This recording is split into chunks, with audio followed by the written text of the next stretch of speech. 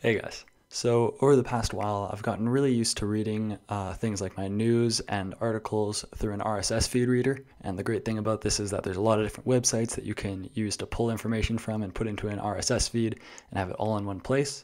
That way you're not having to skim through all the stuff that you don't care about. Now, the big thing that's a drawback for a lot of them is that there's not an easy way to sort of integrate them into your shell. A lot of them try to be an all-in-one tool, and that's pretty neat, but the issue with that is that when you want to do something pretty complex, like maybe looking for one specific article by one specific person, all that sort of stuff, you end up having to go into some special GUI program to figure it out. Now, a tool that I found that's really good for avoiding that is something called Sfeed. So you're probably wondering, what exactly is Sfeed? Is it an RSS reader? Well, not exactly. It's an RSS and atom parser. Note that I said parser. The big reason for this is the fact that instead of being an all-in-one tool where it'll grab something from a web page, pull your RSS feed down, and display it to you, instead it allows other tools to grab it for you, and then it uses itself to basically convert that into something that's readable, and it has a lot of different output formats. And then on top of that, you can choose whatever tool you desire to display it to yourself. Now, if you're wondering, what exactly do I get out of this? Why would I want to use just something that simple? Why wouldn't I just want to use something that's all in one? Well, the big reason is the fact that once it's more simple and it's more broken down, you can customize it a lot more. This allows you to do some really complex filtering, grabbing it from different websites in different ways, a lot of interesting tools. So you can kind of utilize these in your own sort of ways to customize your feed and avoid reading anything you don't really want to.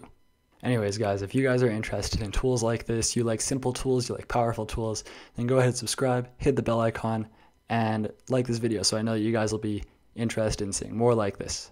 Now, while this may sound a bit complicated, you'll realize really quickly that it's actually a lot more simple than it sounds.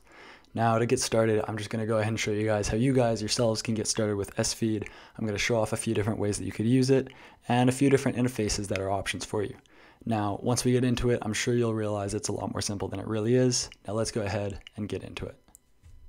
Alright, so for those of you guys that don't have access to Sfeed through your actual package manager, you guys can go ahead and get Sfeed from codemadness.org. There's a bit of a quick description. You can just get clone, make, install, and that should pretty much be everything you actually need to do. It has a couple examples, goes through a bit of the documentation here, but I'll be showing that off during this video. You guys can go ahead and get clone, and you'll go ahead and get the actual files and everything. Once you guys have cd'd into the actual directory, you'll go ahead and see a couple files. So if I just do an ls, see there's a bunch of stuff in here, and you can just go ahead and do make, and then that will compile it all. And then you can do sudo make install, or just make install if you have set the actual directory in the make file to something that you have access to. Now, doing a quick ls, we will see that there is actually an example file. So right here, this is the example RC that you guys can use for your original configuration. It's pretty simple. In fact, I'll go ahead and show you guys my actual setup. So let's go ahead and take a look at it. So for me, I actually put my configuration in .config sfeed and then sfeed rc. And that's where I actually put my configuration. And so let's go ahead and take a look at that. Now you'll see that there's a bunch of different stuff in here, and you can change where the actual feeds are located, but by default they are located at home.sfeed/sfeeds, and that's kind of where I keep them, not really for any particular reason. I just for some reason haven't felt like changing it. Right now I have a bunch of stuff in here, and so right here it says feeds, and this is actually where all your RSS feeds will go. So I have a bunch of different RSS feeds in here, and you also can actually customize it on top of that. So you can actually change a bunch of different stuff, but the main one that you'll end up doing is actually changing stuff like fetch, which changes how it actually grabs your feeds. You can also change how it filters, you can change how it merges them together, you can change how it sorts them, all sorts of stuff. So you can actually customize all of that. This is actually really just part of a shell script in reality. What it actually is doing is it basically has a bunch of different functions that it's made, and then you can actually customize them if you want. But by default, it will already have its own merge function made and a bunch of different other stuff. So that's kind of how it works. So right here, I'm actually just changing fetch, which is actually what is used when it is actually grabbing your feeds. Now to actually get to the actual tool, let's go ahead and show off the fact that you can actually import feeds really easily. So it has sfeed opml import and export. But in this case, obviously, we just need opml import. And then you're going to want to feed in some opml file. And so for a lot of you guys, you're probably using newsboat, because I think that's probably the most common command line option. Newsboat-e and then pipe that into import. And then this will basically generate that same sort of file that you can use for yourself. So you can go ahead and put that into your actual RC, but since I already have my own, I'm not going to do that. Now, for those of you that actually want to also get your cached data from Newsboat, so say for example, if you had a bunch of RSS feeds that have been saved up for a while and you want to have all the old ones, like all the old information that isn't going to be shared when you update your feed now, then you can actually use an external script that you can find in the README for Sfeed that will explain how you can do that for yourself. It's a pretty simple shell script and you guys can go ahead and give it a try. All right, now we can finally get into actually how you can update it. So how you do that is you just do sfeed update. I've actually done this pretty recently. Sfeed update, and then you give it your RC. So when I run that, it will say failed on this one because I haven't actually changed how it fetches it, and I'm pretty sure it's at a new URL. Same thing for this one. But anyways, it actually will individually grab all of them. Now this may seem a bit slow. You can actually put this in the background or maybe set it up as a cron job. There's a bunch of different ways you could automate this, but this will grab it for every single RSS feed that you have. So now that we've actually taken a look at how you guys can update them, you probably want to know how to look at them. Now, like I said before, you can actually change where your RSS feeds are stored in your RC file, but in this case, we're actually just going to go ahead and use the default, which is what I have it set to, using Sfeed, and then you're going to want to choose an output. So in this case, we're just going to use plain, and that's just what I'll use for the rest of this video, just to make things easy. So this should grab all your feeds and display it using Sfeed plain. Now, when I do that, it actually just basically gives us a nice separated out one line per feed, and it will basically give us like the date, the time, the actual name of it, the description of what that RSS feed entry was, and then a URL that we can open it with.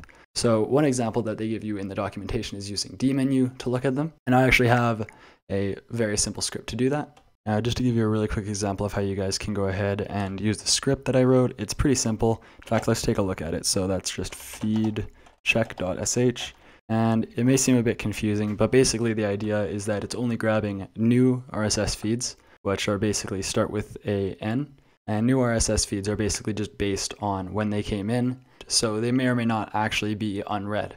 And so the way that this works is it basically uses sfeed plain, grips for anything that's new, puts it into an unread file, and then it removes any duplicates.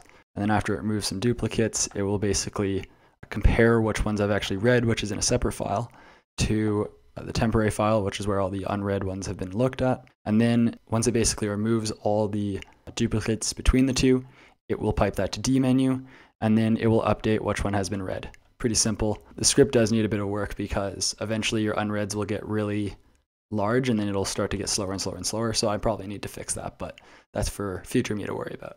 Now, just going ahead and giving this a try, let's do sfeed check.sh, and it will basically give us all my new RSS feeds. And so then I can hit enter and it will actually open it in my browser.